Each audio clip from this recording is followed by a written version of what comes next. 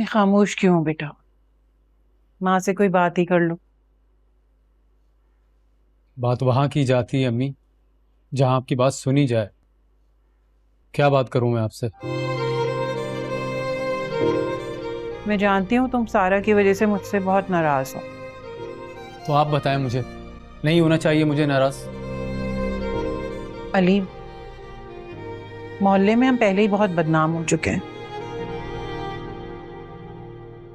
लोग मुझे उसके भागने के अभी तक ताने देते हैं। और तुम कह रहे हो कि उसे तलाक दिलवा के घर में बिठा लूं? अम्मी, गलती हर इंसान से होती है और मुझे लोगों के ताने से कोई फर्क नहीं पड़ता है।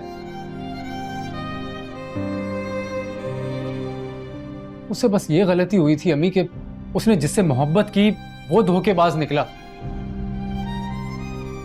और आपने उसे क्या सजा दी? उठा के निकाह कर दिया उसका। एक बात बता बेटा, तुम अपनी गैरत क्या कहीं बेचकर खा गए हो? अम्मी, जिस तरह मुझे अपनी पसंद की शादी का हक है, सारा को भी है। खैर, वो बात पुरानी हो गई। उस वक्त तो मैं भी इस शादी के खिलाफ था। मैंने तुम्हें इसलिए नहीं पढ़ाया था कि अपनी अखलाकियात ही भूल जाओ।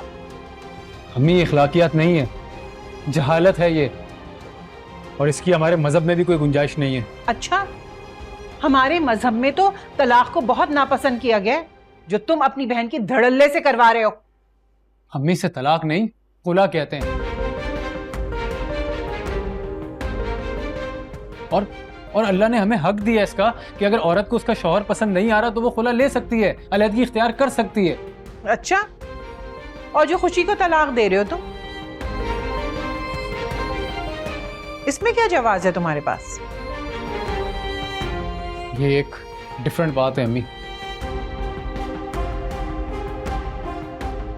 हम कई बार इस बात पे बात कर चुके हैं, लेकिन आप हर बार इस बात को ले आती हैं बीच में।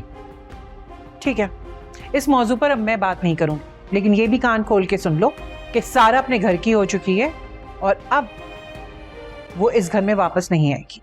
सुन लिया तुमने? और सुनो, ये नई उम्मीदें और रास्ते मत दिखाओ अपनी बहन को कि वो वहां से भी भाग जाए।